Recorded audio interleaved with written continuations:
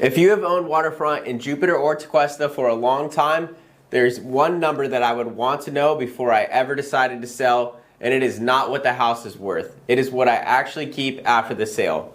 Take a hypothetical $5 million waterfront property owned by somebody who has been there for decades, has a relatively low basis, and has accumulated a lot of appreciation. Under high income assumptions, I am going to show you the federal tax bill in that example could be around $785,000. This is not a real property or a real owner. I am using round numbers to make the example easy to follow, but the point behind it is very real because there are waterfront owners throughout Jupiter and Tequesta sitting on millions of dollars of appreciation.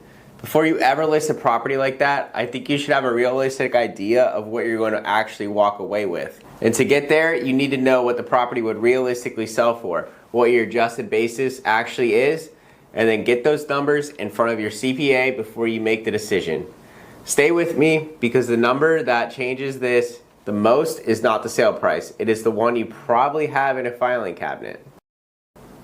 I want to make this quick disclaimer before we get into the numbers. I'm a real estate broker, not a CPA or a tax attorney, and this is a simplified hypothetical example. Your tax professional needs to look at your actual income basis, ownership, and individual situation. The basic rule is that if you qualify, you can generally exclude up to $250,000 of gains when you sell your primary residence, or up to $500,000 for certain married couples filing jointly. The basic ownership and use test is generally 2 out of the 5 years before the sale. So if you lived in your property for 2 out of the last 5 years, then you may qualify for this exemption. Now, if the property has only been used as a second home and does not qualify as your primary residence, under those rules, the Section 121 exclusion does not apply. In the married couple example I'm about to use, that means losing up to $500,000 of shelter from the gain. I see plenty of waterfront property in this area used as second homes, so if that is your situation, the tax picture could be even worse.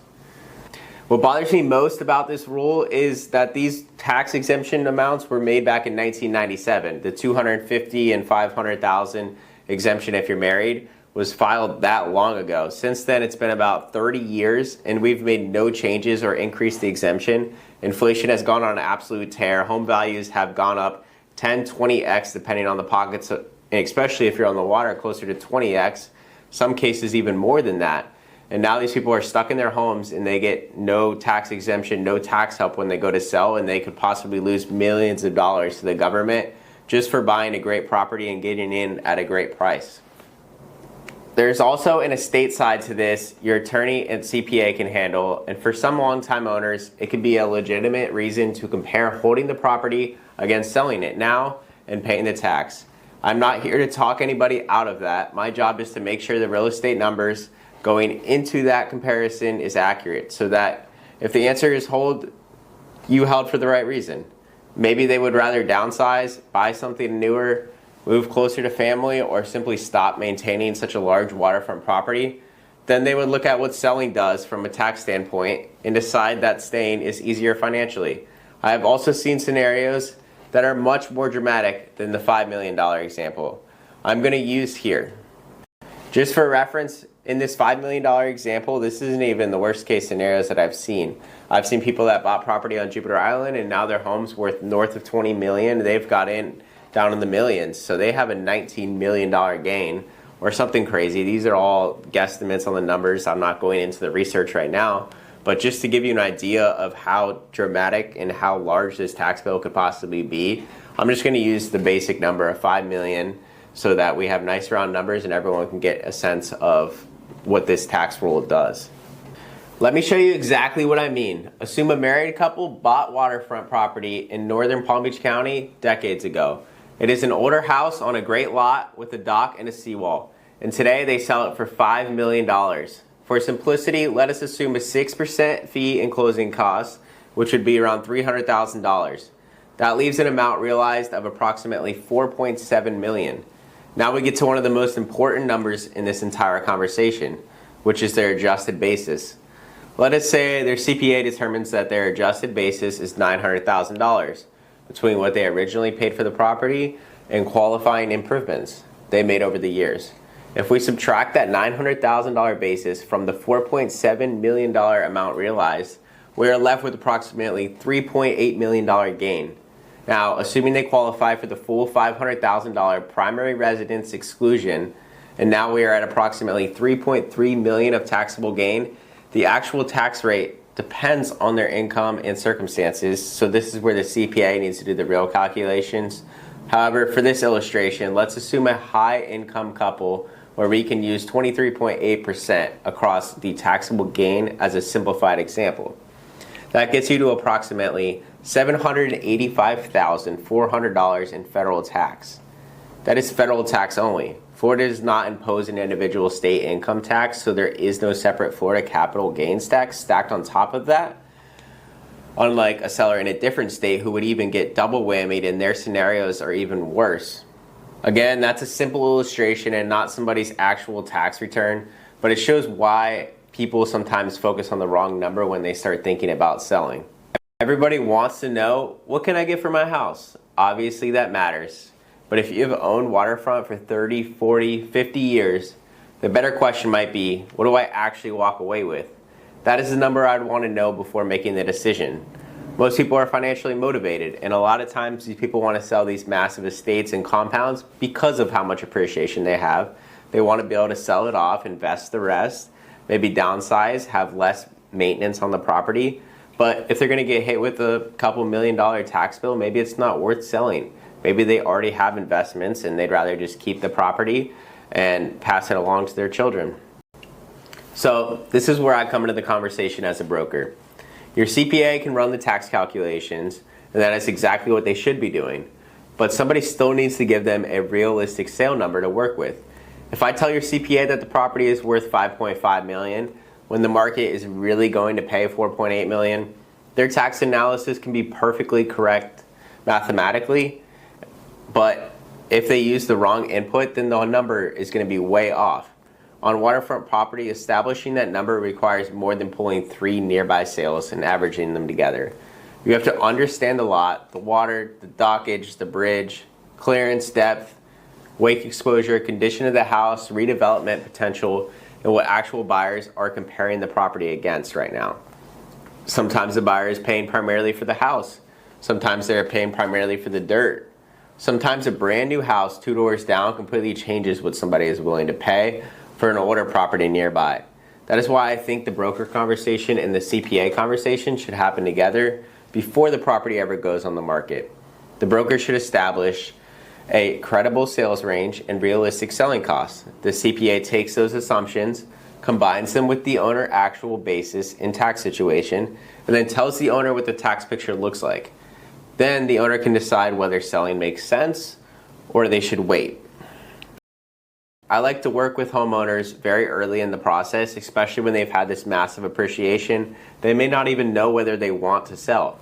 So what we do for our owners that own these massive estates, we can go in and give them an annual estate value estimate. Their CPA can then run the numbers, see what they would owe on the property in the event of a sale, and then they can decide whether they'd want to sell it.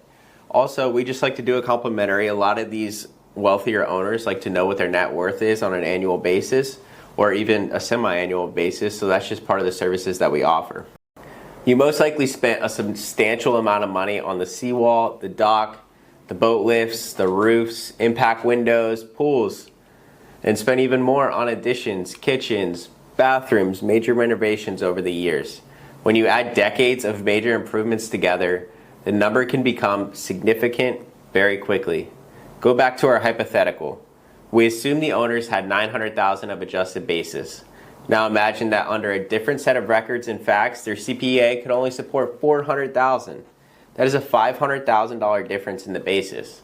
Now using the same simplified high income assumptions from our example, that $500,000 difference changes the federal tax illustration by approximately $119,000. That does not mean losing one receipt automatically costs you $119,000, because there are many other ways to document expenses, and your CPA ultimately determines what can be supported. The point is simply that your records matter, especially when you have owned a valuable property for decades. If you're interested in knowing what number you would walk away with if you were to sell your home in Jupiter or the surrounding areas, you can fill out your information in kylecamerlinck.com/home value. Once you fill that out, I can get back to you, connect with your CPA, or I could recommend one. We can work together to figure out what you would net from the sale of your property. In addition to that, I can provide a list of items to start gathering, such as expense reports for boat lifts, your dock, your seawall improvements, any additions that you've done to the house. I have a list of everything that could get your mind running so that you know what to look out for and what to be able to write off as capital expenditures on your house. So just to reiterate, if I had owned waterfront property for 20 or 30 years, I would start looking for the original closing statements, permits, major renovation records, and invoices from significant projects long before I ever listed the property. I would gather everything I could find and give the entire file to my CPA instead of trying to decide myself what does or what does not count. Your job is not to become a tax expert. Your job is to give your tax professional the best information possible so they can calculate your basis correctly. So this is really the entire point of the video. If you've owned waterfront in Jupiter or Tequesta for a long time, I would not start this process by signing a listing agreement and figuring everything else out afterward. I would start with the numbers. First, what would the property realistically sell for in today's market? Second, what are the realistic closing costs associated with selling it? Third, what adjusted basis can your CPA support based on your purchase history and improvements? Once you have those numbers, your CPA can run the tax analysis using a sales range that actually reflects the market. Maybe you look at the final net and decide selling makes complete sense. Maybe you look at it and decide staying another few years makes more sense. Either answer is completely fine. What I would not want is for somebody to list a $5 million waterfront property, negotiate a deal, start planning their move, and then get emotionally committed to selling. And then when they sit down with their CPA and discover what the actual tax consequences looks like, they don't want to sell anymore. At that point, you're working backwards, and you should have a reasonable idea of what you would likely net before you get that far. Now, if you've owned waterfront property in the area for a long time and you have significant appreciation, the things that I would get figured out before you list are the realistic sales range, your basis based on records, and the tax analysis based on those actual numbers. Once you have those three pieces together, you can answer the question that really matters. If I sell this house, what do I actually walk away with? And if you're considering selling and want an estimated home value within 24 hours, just visit kylecamerlinck.com/home value or call or text me at 561-371-5143. I'll get back to you with a realistic sales range right away. Reach out and connect with your CPAs. Thank you for watching this video. If you want to watch more videos like this, make sure to subscribe to my channel. We publish videos weekly.